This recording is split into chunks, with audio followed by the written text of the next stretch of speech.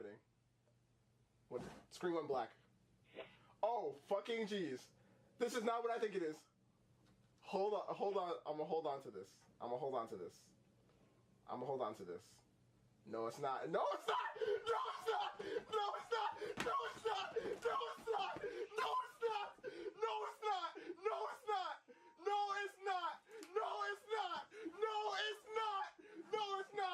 Oh my God!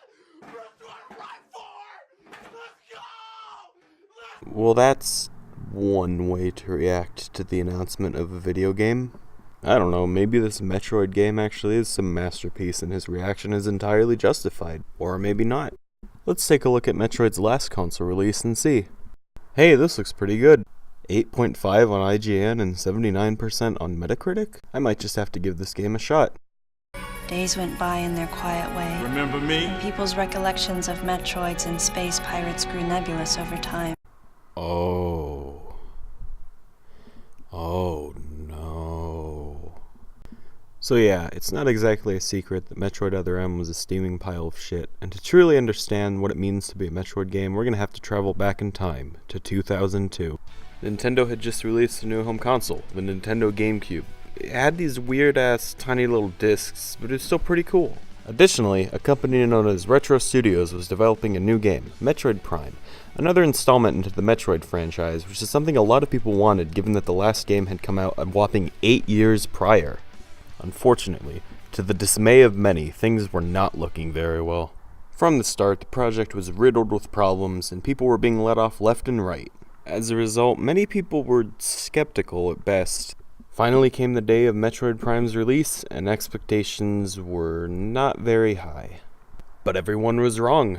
Metroid Prime was amazing and became an instant success, and to this day it's still the highest rated game in the series. I don't have much of a life and I have far too much time on my hands, so today I'm going to be diving into exactly why Metroid Prime is such a fantastic game.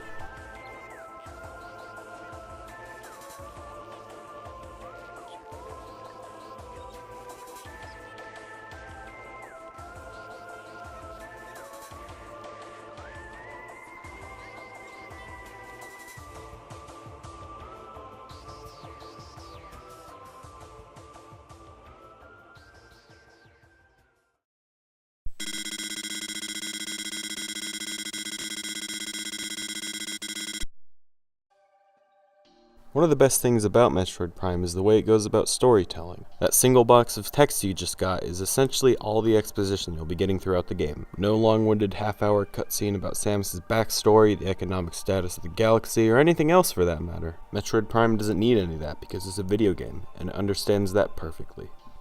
Instead, the bulk of Metroid Prime's story comes from the logbook. One of the many things at your disposal is the scan visor, which can be used to scan enemies, objects, and lore, all of which contribute to your logbook, which is essentially a virtual encyclopedia that you have on you at all times. Scanning things reveals information about them, which in the case of wall art and computers is the story of Metroid Prime. Scanning and reading Chozo lore reveals more about the history of the Chozo, a race of bird people who once inhabited Talon 4. And scanning and reading pirate data reveals more about the scientific experiments conducted and discoveries made by the space pirates, a rogue group of aliens hailing from the planet Zebes, or Zebes, or however you're supposed to say it. By doing so, the player can learn more about the events leading up to Metroid Prime, as well as gain a better understanding of the stuff that happens during the game. This is a good choice on the part of the developers, as it allows the game to have a story, while also not being ham-fisted about it. It gives the player a choice, and allows them to traverse Talon 4 at their own pace, and in an adventure game like Metroid, choice is key. It also allows more room for emphasis on gameplay, and at the end of the day, Metroid Prime is a video game, not a novel, and regardless of genre, the main focus of a video game should almost always be gameplay. In fact, for these reasons and many more, I think this method of storytelling is the best for video games. But I digress. Before moving on to the other core elements of this game, I feel like I should have a brief summary of the plot. So, Samus Aran, the most badass bounty hunter in the galaxy, is flying around when suddenly she gets a distress signal. She follows it to its origin, an abandoned space pirate frigate. There she finds Ridley. Being the leader of the space pirates, he has a huge bounty on his head. Also, he killed her parents, so she hates him! She then follows him and descends to the planet below, Talon 4. There she embarks on an adventure and saves the planet from destruction. The end.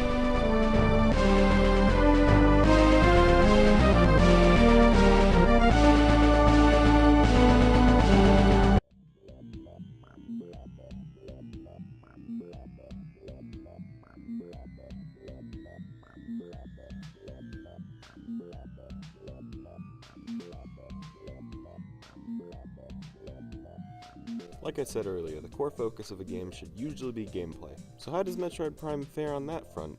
Well, pretty damn well, all things considered. Like its predecessors, Metroid Prime is an adventure game, meaning that although there's a lot of action, it's primarily adventure-oriented. This means that it's designed primarily to let players explore and do things of their own volition. Yes, there is a degree of linearity to it. You'll always start the game in the same place and end up in the same place, but it's in the path to get there that Metroid Prime really shines. Your somewhat linear path from point A to point B is usually lined with little excursions and stuff to do that's entirely optional, but overall adds to the experience. These excursions test the player's understanding of the game's mechanics, and rewards them by expanding their arsenal. The world of the game is littered with collectibles for you to get. These consist of energy tanks, missiles, and late in the game, power bombs. Metroid Prime also boasts a wide variety of upgrades to Samus' suit, increasing your mobility, combat efficiency, etc., etc. The wonderful combination of first-person action, exploration, and collectathon makes for a very balanced and nuanced gameplay experience. And that's without even starting to talk about the level design or how well the game controls. When Metroid Prime was made, the first-person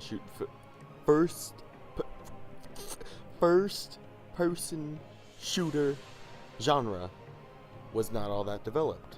By today's standards, a lot of them were kinda clunky, especially when they were on home consoles and not PCs. I mean, yeah, for the time, GoldenEye was great, but like a lot of shooters of the time, it controlled a bit like a tank and hasn't aged all that well. On the other hand, Metroid Prime does control a little bit like a tank, but controls like an amazing futuristic tank of death, and not one of clunkiness. And given that it's Metroid, that actually makes a lot of sense. With the exception of a few weird instances here and there, the vast majority of the Metroid series is spent in Samus' power suit. You know, that giant-ass harbinger of death and destruction. Given that Samus is almost 6.5 feet tall and spends the game in a metal suit of combat armor, it makes sense that it controls a little bit like a tank. But even then, that's not a bad thing. It controls really smooth and has aged pretty well. Because you're constantly switching between beams and visors, you aren't able to aim freely like you are in modern shooters. But to combat that, you're able to lock onto enemies, which I personally like a lot. Additionally, holding R allows you to aim freely, but at the expense of your movement. This sounds like it would be a terrible control scheme, but in practice I think it actually works pretty well. That might just be due to the countless hours I've spent playing this game, though. Regardless, in spite of Samus' somewhat tank-like movement, maneuvering in Talon 4 is pretty smooth and satisfying to do. Something that is due in no small part to the amazing level design. To talk about the amazing level design of Metroid Prime, we're going to have to go all the way back to the beginning of the game, to the Space Pirate Frigate. This serves as a good starting point, as it's the starting point of the game, and it's effectively the tutorial area of Metroid Prime. Additionally, I think the opening of the game is one of the most integral parts of the game. It introduces the player to the game, is supposed to captivate their interest, and if it's done really well, sets them up for what's to come. The beginning of Metroid Prime is mostly spot on. While it doesn't quite embody the spirit of the rest of Metroid Prime, it does an excellent job introducing the player to its mechanics. Far too often our tutorial levels just straightforward walks where the game hammers into your head exactly how to play it. And while Metroid Prime's doesn't entirely break free from this formula, it's definitely above average. Yes, as you can see, it tells you what you can do using an on-screen prompt, and it will continue to do so for the rest of the level. But rather than constantly shove it down your throat, it just gives you the bare minimum. It doesn't tell you or expect you to know that when you go into the morph ball you can lay bombs and use them to do bomb jumps. It just expects you to turn into a ball and roll through a hole. Likewise, it doesn't tell you that you learn the story of the game through the scan visor or that you can learn about the anatomy of enemies by using it. It just says, hey, to move forward, scan this thing. This holds true for the rest of the mechanics. The opening level Metroid Prime is designed to introduce the player to the core concepts of the game and set up the events of it. Nothing more, nothing less. At the tail end of said introduction, Samus is suddenly struck by lightning, which somehow causes her to lose all her abilities. And herein lies the biggest problem with this introduction. Apart from losing your abilities making no goddamn sense, this introduction in no way, shape, or form captures the feeling of the rest of the game. The Space Pirate Frigate gives the player the impression they're going into a linear action game, which is not the case. Everything after this is based around exploration and freedom. As such, this introduction is a little bit disorienting and kinda misleading. It's not without its positives, however. It's entirely possible and even likely that their intention was to subvert the expectations of the player, and to lure them into an action game only to kick them in the balls with an adventure game. And if so, they did a good job. It's even more likely, however, that their intention was to give the player a sense of hopelessness and vulnerability as they descend on Talon Overworld with no real way to defend themselves. This definitely fits in with the progression of power and pre-established standards set by previous Metroid games, and it absolutely adds to the feeling of accomplishment as you progress through the game. Moving past the introduction, the player then proceeds through Talon Overworld to Chozo Ruins, where they are painfully introduced to the hint system. The hint system is probably my least favorite thing about this game. In essence, it periodically shows up to shout at the player where to go next. As you might imagine, this is largely in conflict with the ideals of the Metroid franchise, as it's intended to let the player explore and find their own way through the game. Fortunately, they had the foresight to let you turn it off, so it isn't really a big deal at all. After hopefully turning off the hint system, the player then enters Chozo Ruins for real, whose purpose is masked pretty well. Its function is hidden so well, in fact, I didn't even realize it until about an hour ago, and I've played this game a lot. In any event, Chozo Ruins is actually a second tutorial level. Generally speaking, having 2 tutorial levels is basically a crime against humanity, but in this case it's acceptable for a couple of reasons. Firstly, I'd like to draw attention to just how seamless it is. Maybe I'm just a dumbass, but it took me over a decade to realize that Chozo Ruins is basically a second tutorial. It's pretty obvious that I am a dumbass, but even still, they did a pretty good job hiding the tutorial. And even then, it's not really a traditional tutorial either. I'm probably using the word tutorial very loosely, but still, Chozo Ruins takes everything that the pirate frigate does and does it better. Instead of teaching you the bare minimum about its mechanics, the game trusts you to learn how to use them to your advantage and to progress. Chozo Ruins constantly tests the player by requiring them to use what they've already learned in new situations. In doing so, the game leads the players to teach themselves about its intricacies. Only by learning new ways to use one skill do you acquire the next, and by learning how to use that do you acquire the one after that. When they eventually complete Chozo Ruins, the player is where they began. All but one of the items lost in the beginning of the game are now back in your possession, and more importantly, you've gained a newfound understanding on how to use them. Incidentally, this is when the player is let loose, and the game really becomes Metroid Prime. Having 2 tutorial levels rarely goes well, but in the case of Metroid Prime, it definitely does. In fact, I'd say Chozo Ruins is a perfect example of how to teach the player to play your game without actually teaching them anything. To avoid spoilers and to save time, I won't go into too much more detail, but after that the player then proceeds to what is essentially the hub world. It doesn't have any bosses and it really only has one important item, but it connects all the areas really well, making it an important part of Metroid Prime's map. You then go to my favorite area in the game, and that's where things really start to take off. It's always sort of reminded me of Hoth from The Empire Strikes Back, which is a good thing, because that's like one of my favorite movies, due in no small part to its amazing set design. But that's getting off track and into the territory of atmosphere, which we'll be covering shortly. This is where one of the more controversial aspects of Metroid Prime comes into play: the backtracking. It's one of the #1 complaints I frequently hear about this game, but I don't really mind it too much. For those of you that don't know, backtracking is essentially when a game requires you to go back to an area you've been to before. In the case of Metroid, it generally works pretty well because you have items you didn't have your first time through there. You're able to go to new places you haven't seen before and pick up stuff you weren't able to get previously. However, a lot of people argue that having to retread old ground kills the pace of a game, and I can understand that. Ultimately, I think the problem of backtracking comes down to personal preference. I personally don't mind backtracking all that much, so I enjoy this game. On the other hand, some people don't like it, so they don't enjoy this game nearly as much as I do. Luckily, you can negate a lot of backtracking by sequence breaking. A lot of people don't think this game is very sequence breakable, but it really is. Like, trust me, you can really sequence break this game a lot.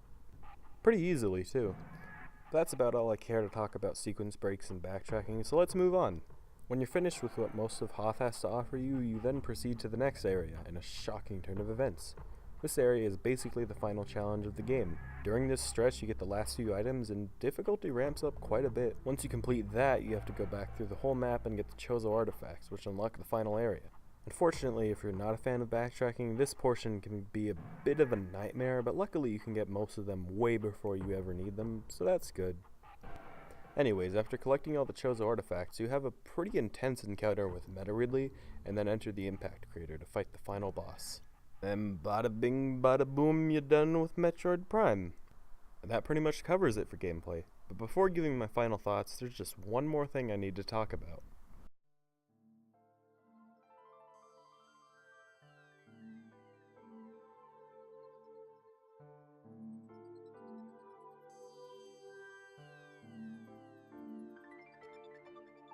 I'm not going to say it's impossible to talk about Metroid Prime without talking about atmosphere, but to do so would be absolutely, unequivocally, demonstrably, completely and utterly foolish. Even from the first game, the Metroid series has always been incredibly atmospheric, and this holds true for Metroid Prime. Kenji Yamamoto has made a soundtrack that fits this game perfectly. It's as beautifully atmospheric as it is memorably melodic, and that's exactly what a game like Metroid needs. Whether you're deep-sea diving, fighting Metroids, or exploring dusty ruins, the music never fails to match the scene. But of course, the game's atmosphere doesn't survive solely on the music. The lighting and palettes always fit the mood they're going for. In turn, this adds to player immersion. There's also a myriad of cosmetic effects that help immerse the player as well. Exhaust and vapor will frequently fog up your visor, and the blood of your fallen foes will often splatter across the screen. And of course, the HUD is very sci-fi-y and really makes you feel like you're behind the mask, like you yourself are Samus Aran. All these things combine and amount to a level of player immersion not really paralleled by anything else, even to this day. True story, okay? There was this one time when I was like maybe 8 or so, and I was up in the dark of the night. Well, not really dark, it was more like 9 to 10 because I was a kid, but that was late to me, but at the age or whatever. Anyway, I was up in the dark of night playing this game, and I was so engrossed in it. I was just so immersed. And I heard this door open behind me, or like a space pirate war, or something like that. And instantly, I whipped around, and then I realized, wait a minute, I actually whipped around in real life, because I thought the sound came from behind me. That this game could actually blur my perception of reality is just a testament to how immersive it can actually be. I could really go on and on about the wonderful atmosphere of this game, but this video has dragged on long enough, and that would be a waste of time, to be honest. So to summarize my feelings on the atmosphere, it's really the icing on the cake that holds everything together, or like the ribbon on a present or box or whatever. It's just fantastic and really seals the deal. It's the thing that really makes the game for me.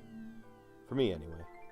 I mean, the method of storytelling is phenomenal for the medium of games, and the gameplay is amazing even to this day, but it's the atmosphere that really seals the deal and holds it all together. It's really probably the reason I fell in love with this game in the first place. I adore Metroid Prime, I really do. Even as a young lad too scared to get past the frigate because of the spooky music that played, I found myself playing this game for hours on end, and still do to this day, over a decade later. Even in this 20-minute video that I've spent the past 2 or so days of my life making, I feel as though I've only barely scratched the surface of this game. This game, the Metroid Prime games, and most of the Metroid games in general are fantastic, and if you haven't played them, you should definitely give it a shot if it's something that would interest you.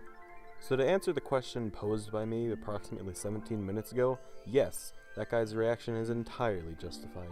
Like I just said, I feel like I'm only just scratching the surface of this game, probably because I am, but the unique approach to storytelling, amazing gameplay, and wonderful atmosphere of Metroid Prime make it a truly fantastic game. One that I could really go on and on and on about, more so than I already have. I have no real idea how to end this video, so I guess I'll just do so abruptly. See you around.